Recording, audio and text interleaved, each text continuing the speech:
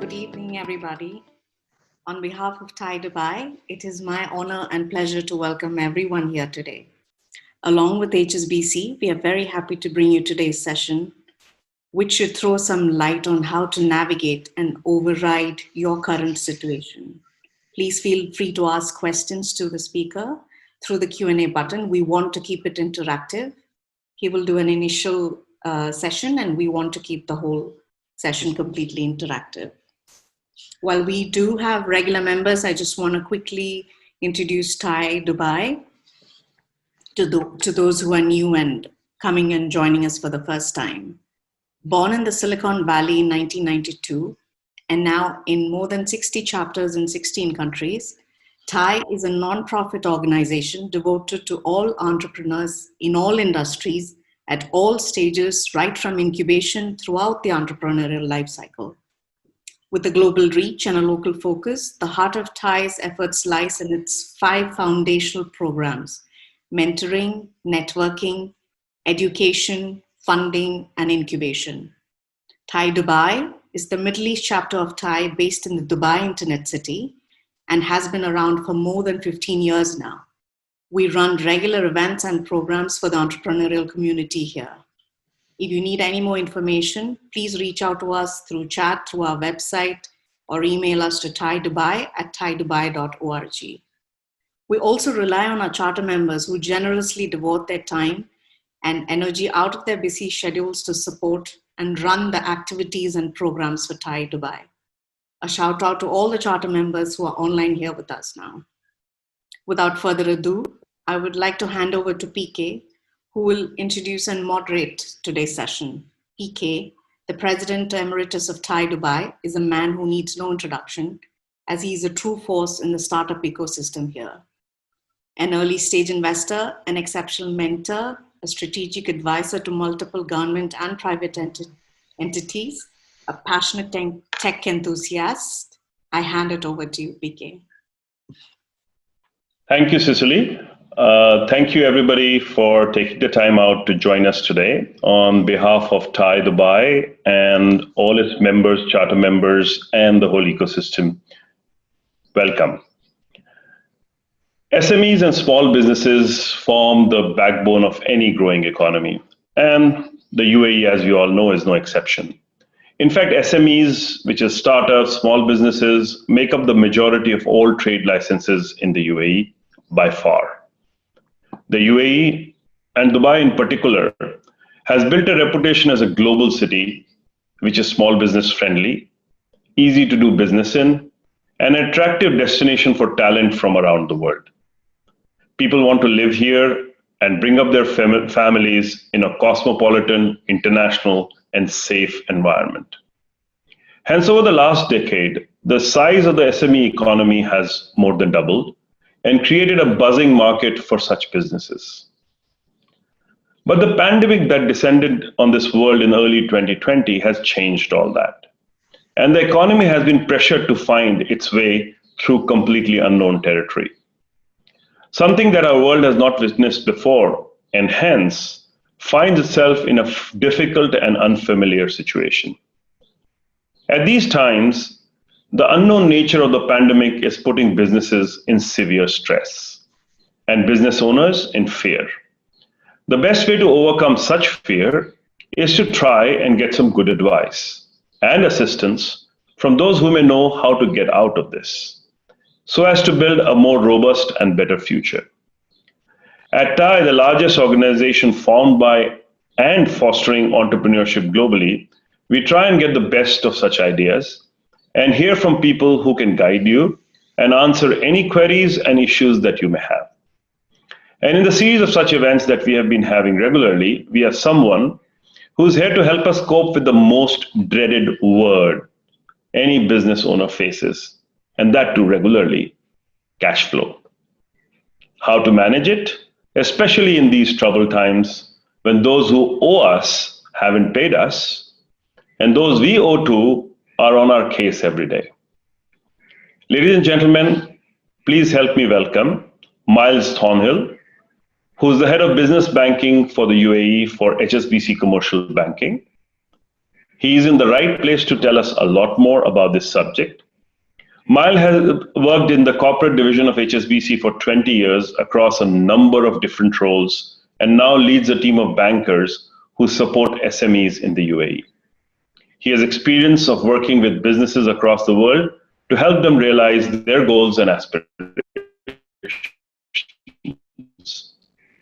In this session, Miles will be reviewing the current market environment and exploring ways in which SMEs can manage their short-term working capital positions, whilst also positioning themselves for growth as newer opportunities arise. This will be an interactive session, and attendees are encouraged to raise questions and ideas through the Q&A panel. Miles, the floor is yours. We look forward to listening and to have an interactive session.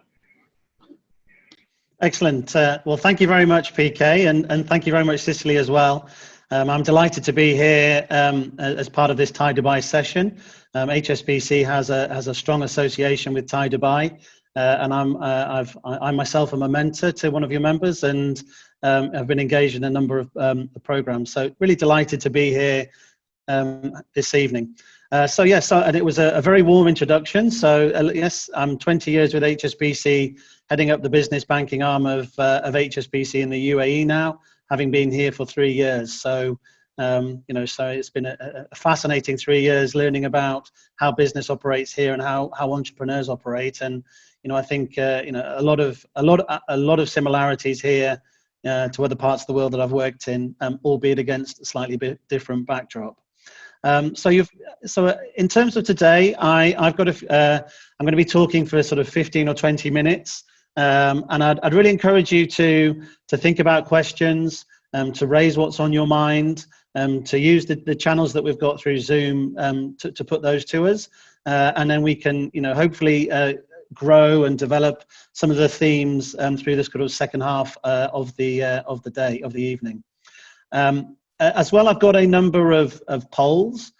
So again, we're going to embracing technology and the great way in which we can engage now, to use polls just to give me a little bit of a feedback in terms of who's on the line, how people are feeling, and I'll try and steer my kind of thoughts and my direction that way. So I think it's probably worth just, if we could, Cicely, just start off with a poll. I think everyone on the call has heard a bit about me. I'm interested to learn a little bit about you. So under poll 1, we have a survey. So it'd be great if you could just take a moment to share with me kind of your business profile, or how you're set, and then also just a little bit in terms of the size and the scale of the business with which you're involved.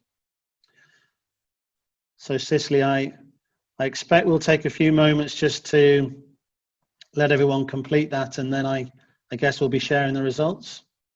Yeah, we'll give a minute and then we'll share the Okay. So what's it looking like? Have we had a strong response rate, people trying to make their minds up, or? 73% have voted. Okay, so should we have a look at the results now, and then we can get maybe they might vary as we go. Okay, good.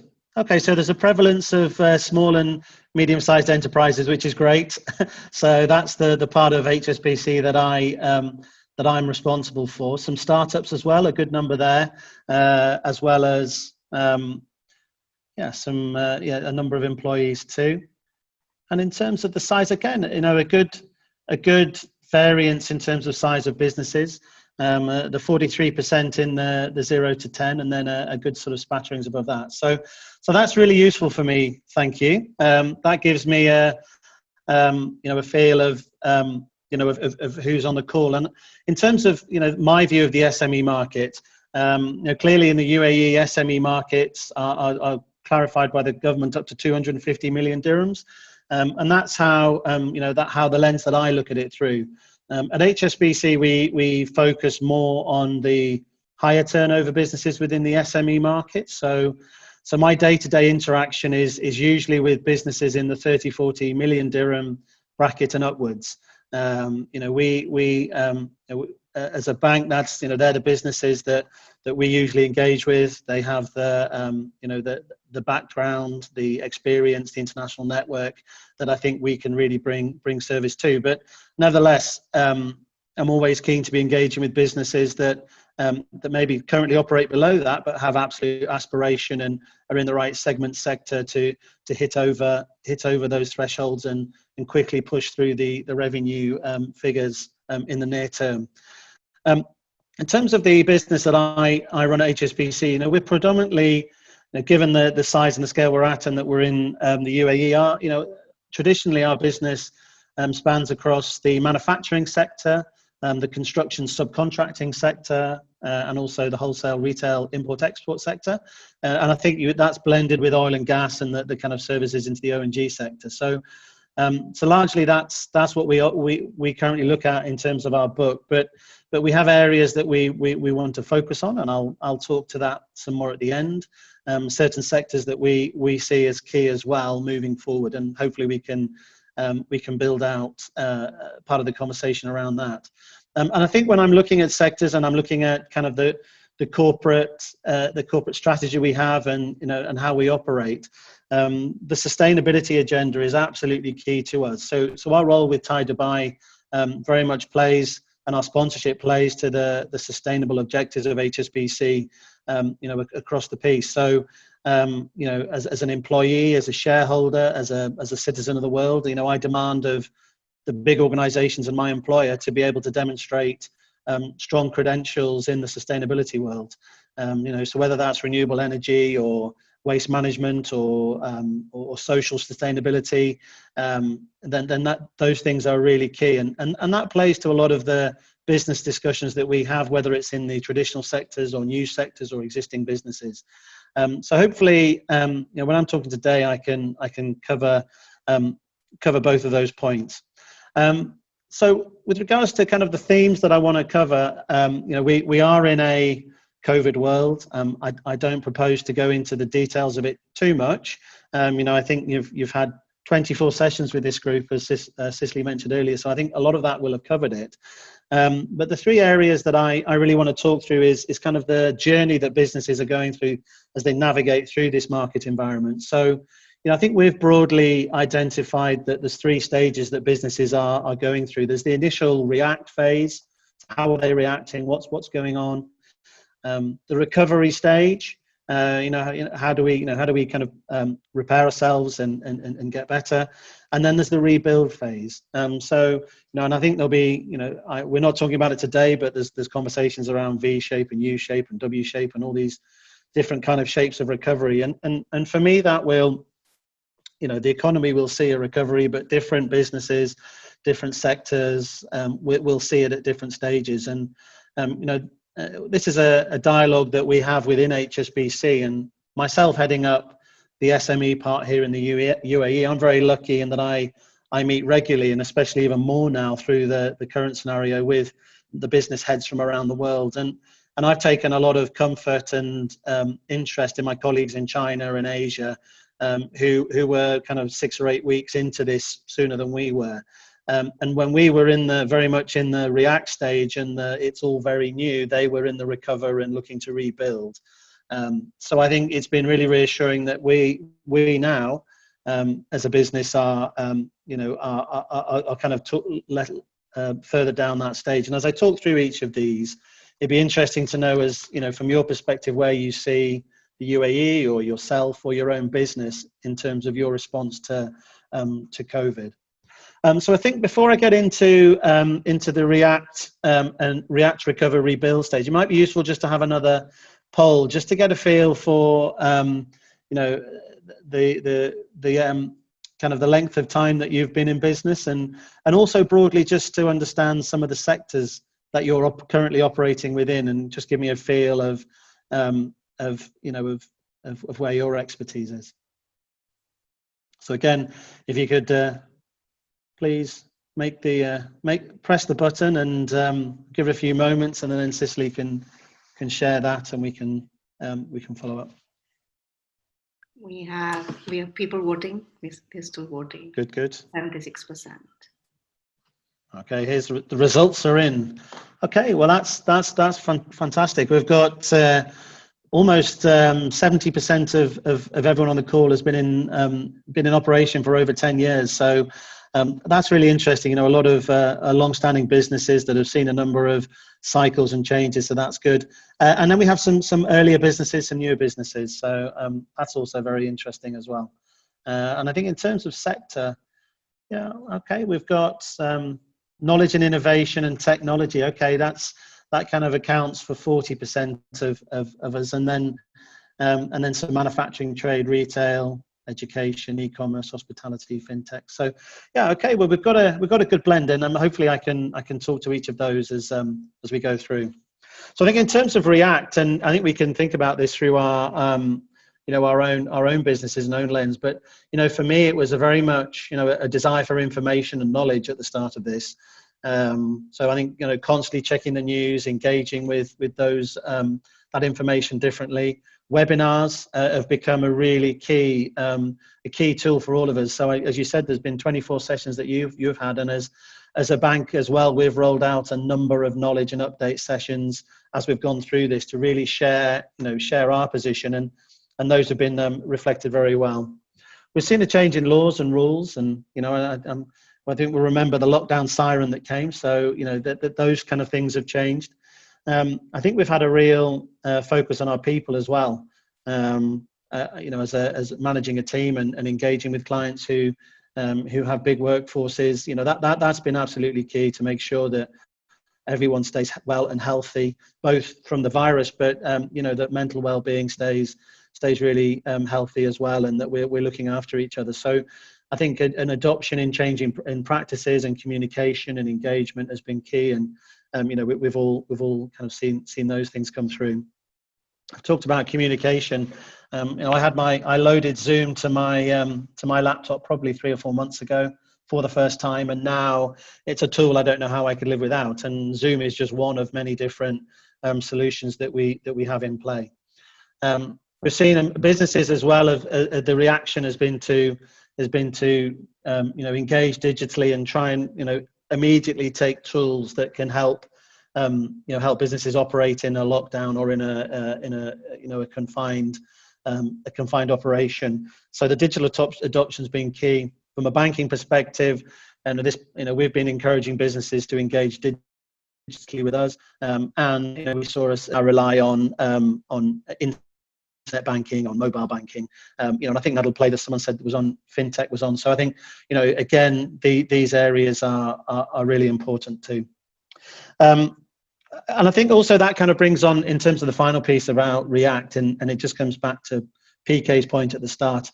Around these things as well, I know from an entrepreneur's perspective, the impact on cash and cash flow has been key. So, I think it's been a very straightforward kind of question around what are my receivables and when are they coming, and am I going to get paid, and can I get people onto site? Can I get operations open to create receivables? So it's been the immediate kind of focus, and who do I need to pay, and who do I need to pay first, and which ones can I postpone as well. So from a bank's perspective, we've been very fortunate, as all the banks have in the UAE, to have the support of the central bank through the TESS scheme, the Targeted Economic Support Scheme. And that's allowed us as banks to really engage with our borrowers very, very quickly and very easily around debt postponement. So without a lot of the usual nervousness or the usual concern we have around requests for debt postponement, we've been able to acknowledge the COVID impact and support our clients as best suits them. So they have short-term facilities. We've been able to extend those so they can match their payables ultimately with their receivables. So where things are getting knocked out 30, 60 days, then we're able to step in and just quickly provide that support. And I think that has been the immediate way in which the banks have responded, and I think the way it's been delivered has been very good, because we've all been able to quickly respond. And so I think that's certainly, from a working capital perspective, how the React piece has played. Okay, so moving on to the next stage, recover. So I think I think recovery, I feel the majority of businesses I speak to are very much in the recovery stage. I think businesses have gone through React, and if a business is reacting now, then there may be some wider concerns. So I think that we're in the recovery phase now, and we're really looking to see how do we manage business, how do we get up as self in a position to work going forward. So I think businesses are certainly having more of a medium-term view, are looking at kind of planning and strategy. And I think with that, immediately we've seen kind of review on cost. Businesses are looking at their overheads, are looking at where their big cost outlays are, and are just asking the questions as well in terms of whether those are still appropriate. And the banker in me will always say that cost is one of the easiest levers and the quickest levers to pull in terms of controlling bottom line. So I think we're certainly seeing a lot of review around that. And businesses are looking closer at their working capital cycle. So it's really looking at where their receivables sit and what the blend of their receivables are, really understanding, taking a view on where the strong receivables are or where the weaker ones are, and maybe being much more selective in terms of who they give terms to, and where those where they have those engagements. And we've seen that's absolutely key. In terms of payables, I've talked briefly. The test scheme is still it's in place for the rest of the year, and is a tool that will still allow businesses to match their receivables with their payables, and will help through the recovery. So it's just making sure that the best negotiations are happening with suppliers, and stock as well. I think the businesses are rationalising stock, are being very careful about their stocking policies, making sure that they aren't carrying too much, and they can convert that into cash quicker, and kind of help rebalance cash flow as well. So that's certainly an area of control. I think recent years have seen some disruption in supply. Recent months, seen some disruption in supply chain. So so that's certainly an area that's been followed.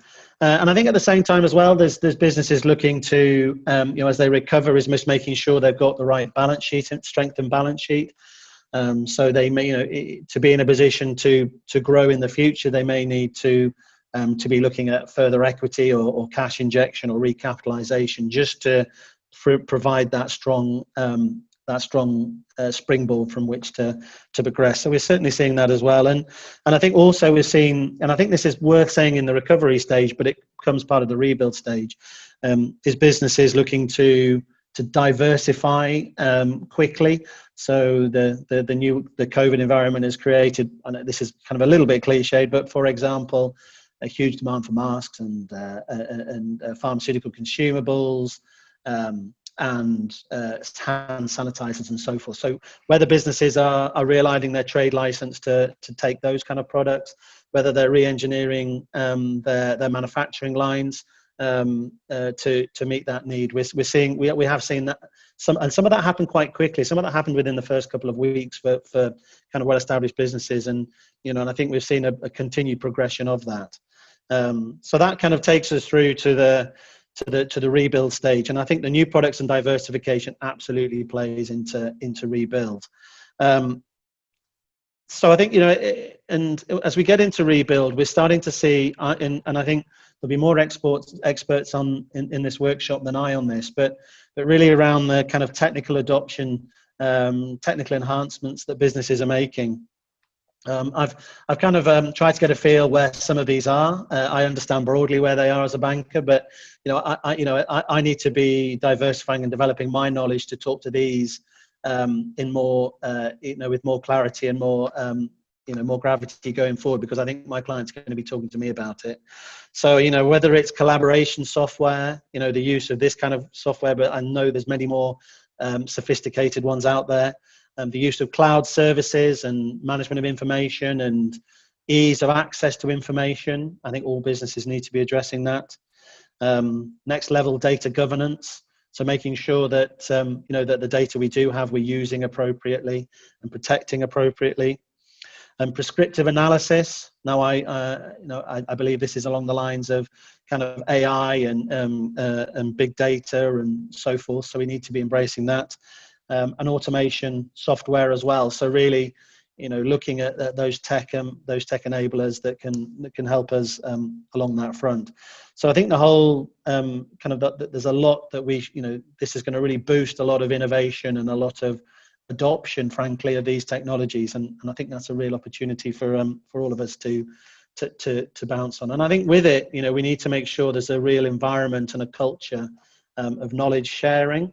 And I think what we're doing today is really playing to that as well. So the knowledge share, I think, is absolutely key too.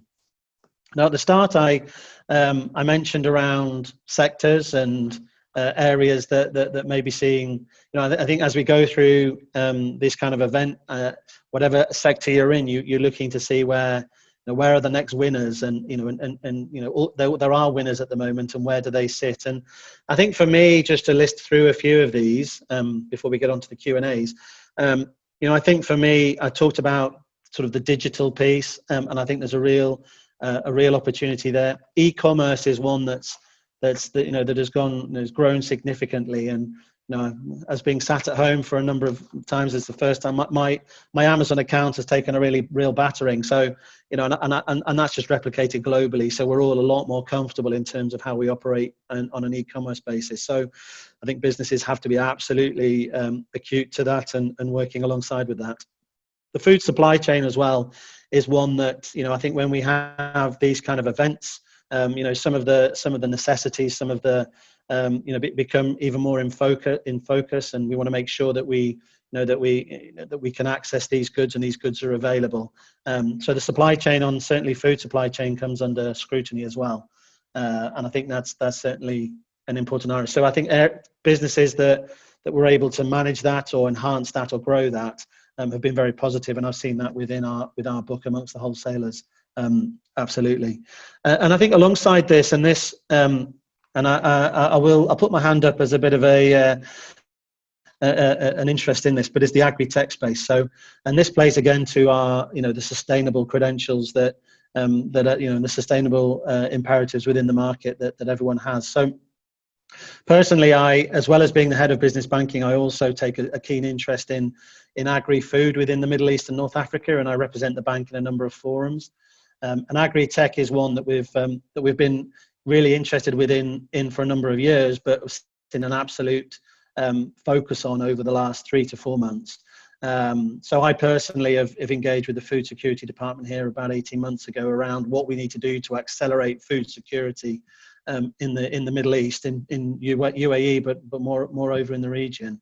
And agri-tech and the adoption of agri-tech is a key area for us. So, and I think this has been replicated within the market as well. And if we look in the press, we can see real government support and loosening, a real emphasis to get these deals done and get this technology on the ground and operational, and have the UAE as a centre of excellence for these kind of things. So, here we have the World Centre of Biosaline Agriculture. It's here in Dubai. So we're building and developing this knowledge here.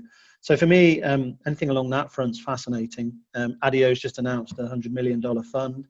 So I think there's a lot of news around that, and we're keen to be really engaging and supporting that space as well. On the sustainability front, more broadly, the renewables and renewable energy, I think is key, given that we've seen such a fluctuation in oil price. And, I think to have a sustainable energy source is really important for consumers and for investors, as I said earlier. So we need to make sure that we're looking at projects there.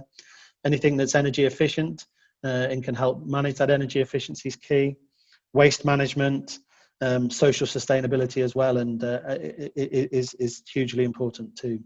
So I think those are some key areas. The other areas, just to close off, that we do continue to focus on is healthcare.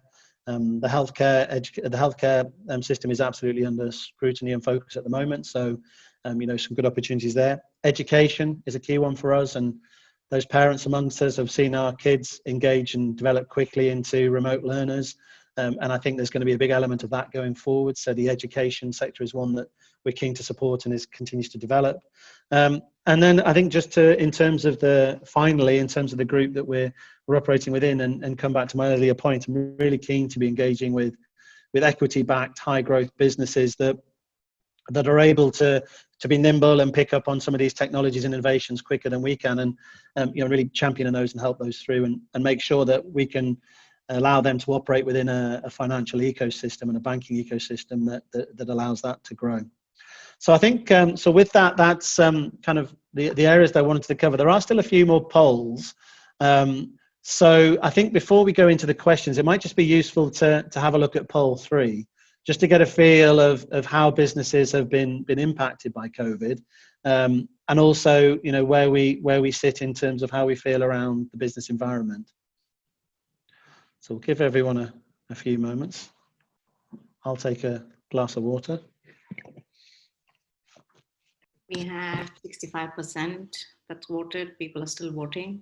I think whilst you're voting as well, I can see there's a number of questions. I haven't had a chance to read them. I know PK will be fielding them after, but yeah, please continue with the questions through the Q&A and chat functions as we go through the next half hour. Okay, are we good to have a look at them, PK? Yes, we can. Would you want to share this poll result first, or is this just input is enough for you? Shall we? Yeah, well, let's share the poll, and then maybe we can open it up to questions. So, okay, so there's the large majority. So there's 90% plus businesses feel that they have had an impact from COVID, and that's not unusual. I think and that's typical to what I would see as well.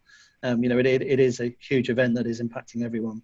And I think with that, I think there's in terms of how everyone's feeling, a little bit of uncertainty, and I think that's really fair. And then a kind of an equal blend between positive and and kind of neutral. So yes, so thank you, and thanks everyone for putting those polls in. That's just given me a really good feel for how everyone's operating throughout.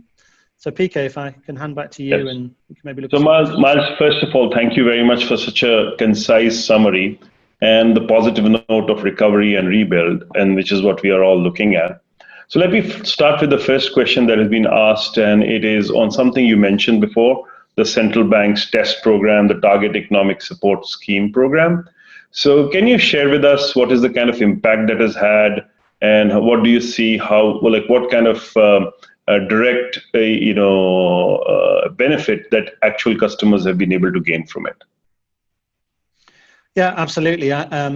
So this is the main tool that we've had to operate through COVID, and just in summary, it's the central bank has encouraged all the banks in the UAE to engage with their customers, understand what their short-term repayments look like, and given the banks the freedom to knock those out and push those further down the line without it affecting any of the usual measures and reports that we make from a capital adequacy perspective.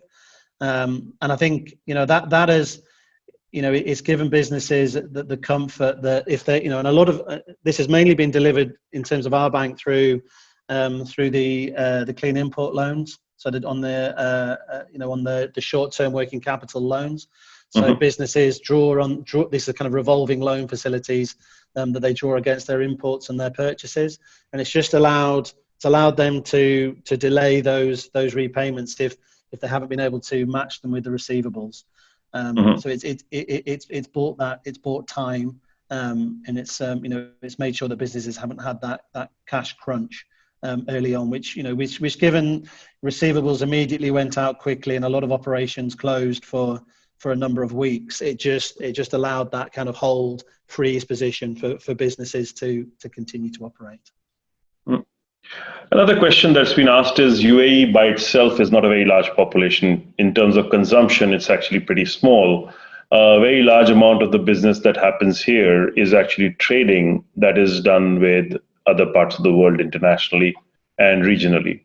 Now, with all the impact that this issue has had, overseas trade business has been is massively impacted. And so what are the sectors and methods by which you think this kind of a business be revived? It is something which has been the backbone of old Dubai for sure. So how does this sector, get revived? Yeah, and I think as I was saying, supply chains have been disrupted. But I'm still confident that the UAE geographically and politically sits in a very strong position. So, there are, there's different countries and different blocks at the moment, and I'm not going to go into this too much, but that have friction and aren't trading so much with each other, and I think the UAE has a real place to play there. So, I think manufacturing is a big industry here, and as well as trading. And I think businesses can base themselves here and kind of play outside of some of those trade frictions, and whether that's into North America or Europe, or into China. I think there's and down into Africa and the subcontinent as well. I think there's a lot of trade routes that the UAE can really take benefit from that other markets are finding difficult at the moment. Miles, there's been a bit of criticism that has been, towards the banks, that they have been more conservative or have reduced lending to SMEs generally. And that was before pre-COVID. And now with COVID, how do you think that current situation is coming out? And now does the central bank's special, liquidity incentives, is it getting better, or are the banks looking at it from a different prism now than what they did before? So I think, and I can talk to this through the kind of the HSBC lens. So, and I do speak to my counterparties in other banks. I think we have to acknowledge that there is less liquidity from the banking system in this market than there are in other markets. And I've worked in other markets, so I've seen that firsthand. And I think that we have to still remember that the UAE is a relatively new market, a new country, and I think from a banker's perspective, it's not as the recourse is not always as easy in this market as it is compared to other markets. And asset ownership it has a different structure as well. So when a bank's asked to lend into the SME market, I think it's more through kind of track record, and size and scale, and through putting the right structured products in place to manage that risk. So inherently there is that level of conservatism. So I think and if there are smaller businesses on the line within the group, then I think we will acknowledge that smaller businesses will not have access to the same level of debt as others. And I think the banking sector has seen some historic pressure in the SME market here as well. And that doesn't go away quickly. And I think there's changes and evolution that still needs to happen in terms of improving recourse, improving the environment in which SMEs operate, so that kind of banks can understand that better. But I think that journey is certainly on the way. I think that the TEST program, as I said, is a fantastic tool for businesses that borrow, and all businesses that borrow, to get that level of relief, and has been really effective. And as we're through as I was talking about reacting to recover, this is still in place, and I'll be interested to see. This is I'm not that close to it, but interested to see how this evolves and what follows this. What I can say is that there is I feel there's an acute understanding about the importance of SMEs in this market, and I think we've 55% of businesses here of non-oil businesses are within the SME market. So it is really important. It's an important player, and I do have some engagements with government through different forums. I do sit with the heads of the other banks, and I'm not going to share kind of the details of those conversations, but in terms of the sentiment, there's a real will from all parties to see what we can do more to create a better environment for SMEs to operate and have access to finance. So that access to finance, whether I sit in the debt world, So I'm a provider of low risk, low cost debt as a high street bank. I'm not a mezzanine debt provider. I'm not an equity person. I'm a straightforward, low risk, low cost debt. So I think, there's more that can be done to give us comfort to lend, but equally, I think the ecosystem around mezzanine debt, equity, crowdfunding, these kind of sources to capital are being developed and need to be continued to develop, because I think both can work hand in hand. Mm-hmm. So one of the things that has always been something which a lot of businesses do not understand when they ask for a loan, don't get a loan, like it's the black box thing. A lot of them, of course, the bank has its own reasons and there are rules and regulations and risk analysis and stuff like that.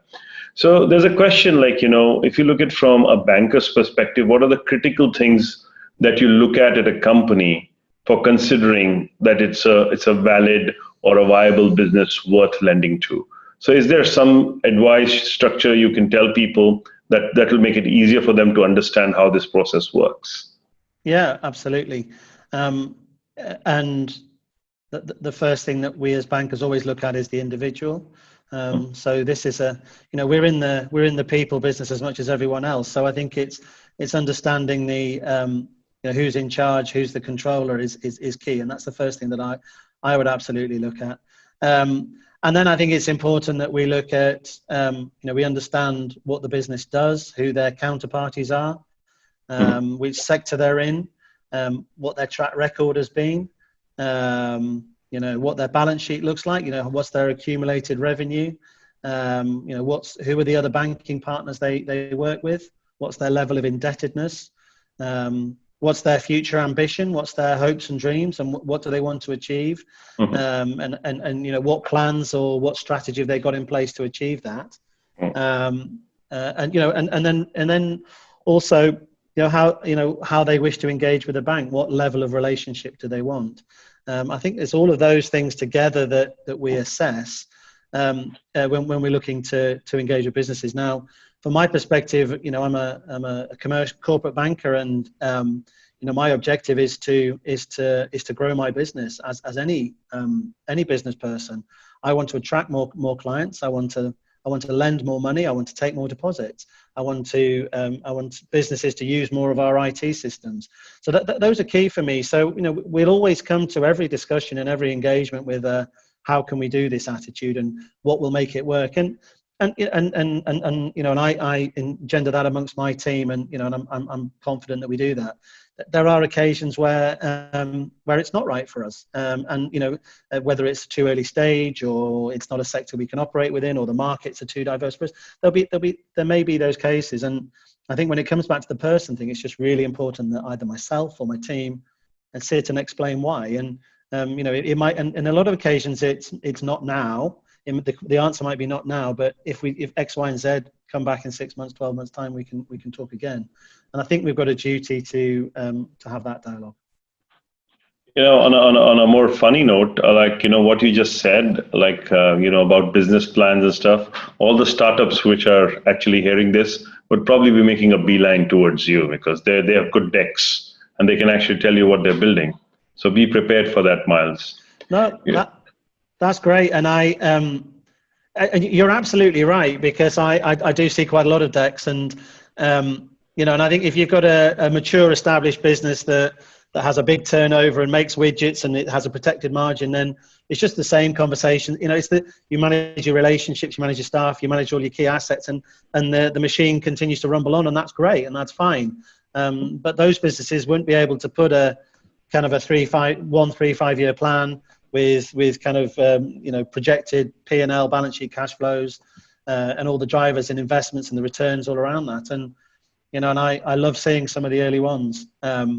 It's not always easy as a low risk, low cost banker to fund them, but sometimes if it's in the right sector and it's got a good backer and there's equity play in there, then we need to be innovative, and we need to innovate as well in terms of as to how can we do this. So who are the counterparties? Is it a counterparty that it's a different way we can look at this risk? It's not your risk. It might be a risk that a government entity, is the one the bank's taking more. And how can we kind of hold on to that? And there's those kind of things we can look at. So, Miles, talking about innovation, there's a question which has been asking, do you expect that euro-based or Chinese yuan-based lending will be something that the banks here will entertain going forward? Yeah, well, I think it's something that the banks can offer, and it's something we're always willing to discuss. But I think I would want to understand the reasons behind that, and it would have to make sense. I think for me, if and this is a kind of a traditional view, if a business is taking a currency loan, it needs to have currency receivables to repay that loan. So there's no point in me putting a loan in place in a certain currency for a business that isn't going to receive that. They might get an interest rate benefit, or it might, or whatever, but or a smaller funding cost benefit, but they're opening themselves up to 5-7 year FX risk, which is just not advisable, I would say. So it's understanding where those revenue flows come from, but it's something that's already done. Very good. Somebody's asked a very fun question, like considering that we have reached the age of negative interest rates. When we go to the banks, the rates haven't fallen as far as they have fallen on the other end. And the reason which is said is that you have costs. So, can you explain to somebody, a simplistic person, why is that the difference? Yeah, I think there's probably two reasons. One, negative interest rates, we're not charging our depositors to bank with us. So in a negative interest rate environment, we're not, if you've got your funds with us, we're not charging you for it. So there's that cost that's taken into account. But then also, in global organizations, we have our overheads, we have our costs, we have a cost to operate. But we also take, there's a risk element as well. So that risk premium has to be absolutely built into any facility that's in play, and that varies via asset to asset. So for those loans we don't get back. Yeah. Do you have any specific thoughts on the construction sector? It's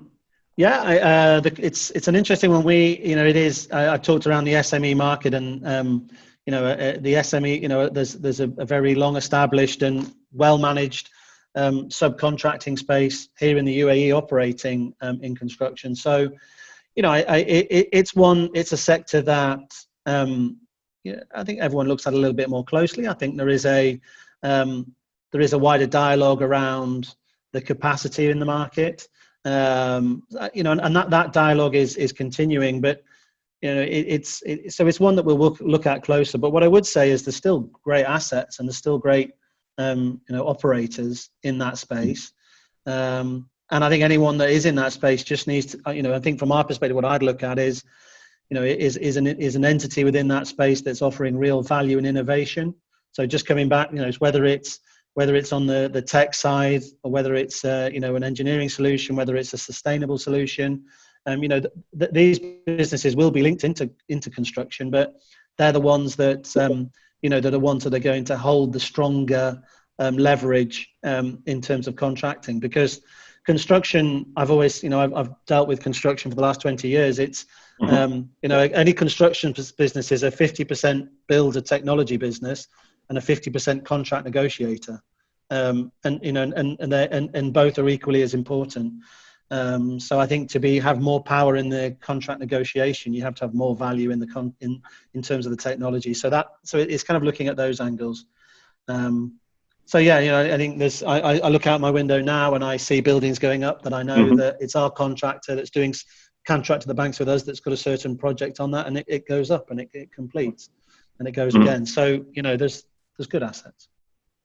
So that's Dubai has had a major construction industry, and of course a lot of people are obviously interested in how this is going to fare. There's another question which has been asked from one of our senior members who has a substantial business here. He says, in this city, speed is not a big characteristics of banks while they build relationships. Has that changed? Is this something which is where a bank would today react quickly to a viable business or a good business and create a new relationship, or today is not the time to do that? I think it's a really good question, and that's something that I've observed as well. What I can say is that there's extra levels of due diligence that all banks need to do in this market. So there is that time element. Now, I think what the last few months has provided is a real push within the banking sector to digital, to online, to kind of system improvement and improve connectivity, and that's one area that we continue to go to. So I think from a from a person's perspective, people's perspective, my team will always want to act as quickly as they can to get a decision or an output for a client, and I know how hard they work to do that. And I think sometimes systems and processes kind of don't always keep up with that. But I think on the front line, as long as we can continue to inform our customers about the requirements and the stages, and as an industry continue to invest and innovate to reduce those times, then this will it is improving. I'm seeing it day to day. So what I would probably ask is, if I'm a good business with a good cash flow, and even in these times I'm doing well, it may be a good time for me to actually look for a better relationship, at this time or not. That's what the question I believe meant, in the sense. So they should look at talking to you guys, for example, if they want to start a new relationship, or should they wait for the pressure to go away? They should absolutely talk to us. I think I think different banks have got different views about what's going. Are going to have a different background. And I think, from my perspective, as I said earlier, we're keen to grow. Our ambition to grow and to attract new clients has not changed. I think the environment in which we operate has changed, and absolutely recognise that, and an appetite flows with that in terms of some sectors and some deals. But our ambition to grow hasn't, and I think I want my bank to be able to, and my team to be able to just communicate that really clearly. I'm bringing on we're bringing on new clients at the moment.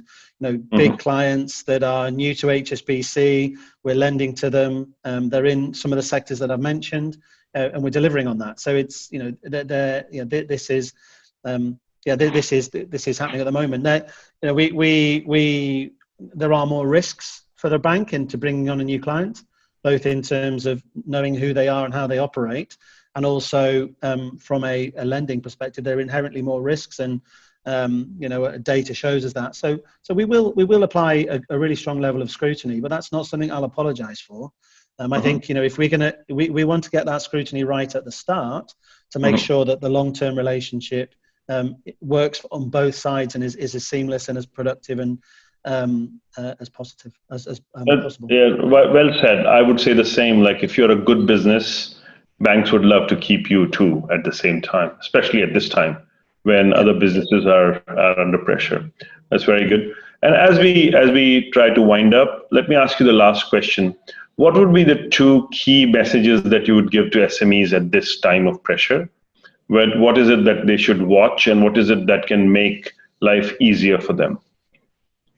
Yeah, I think it's my two messages will be around communication. So I think it's make sure you communicate to all of your key stakeholders.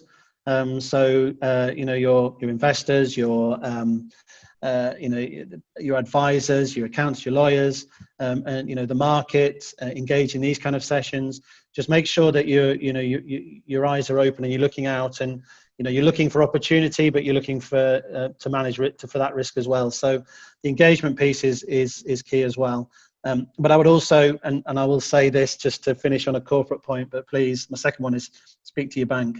The banks are all here to help, and have got in the best position to, if you need that, if you are a borrowing customer, to provide that working capital requirement, they can do it, and they can.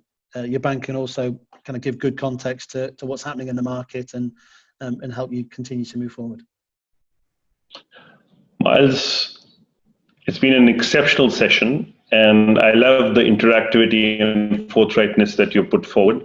And I'm sure our audience has loved it, because if I look at the number of attendees, it's gone down by 2 people, which is exceptional. Everybody has stayed on, dialed in, and focused. So thank you very much for your time, Miles. Thank you very much for being a great panelist and to share your thoughts with it. And I'm sure there'll be a lot of more questions and stuff which will pass your way as time goes by and people ask questions.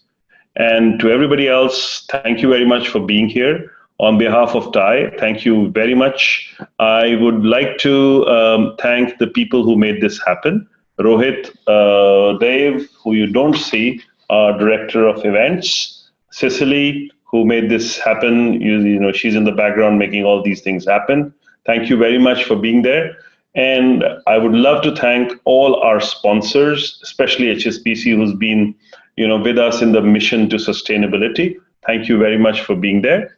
And I would also like to remind you of our next event, which is a special TiE Women's event, How to Power Up Your Business. It's on 8th of July from 6 to 7 p.m. UAE time on Zoom. So please look up for the link. It's being hosted by our dear charter member, Maria Pearson, and has Heather Hennion, Anna Al-Qasimi Roberts, and Farah Amara as panelists. So thank you very much till we see you online again. Thank you, Miles. Thank you, everybody, for a great event. Thank you very much. Thank you.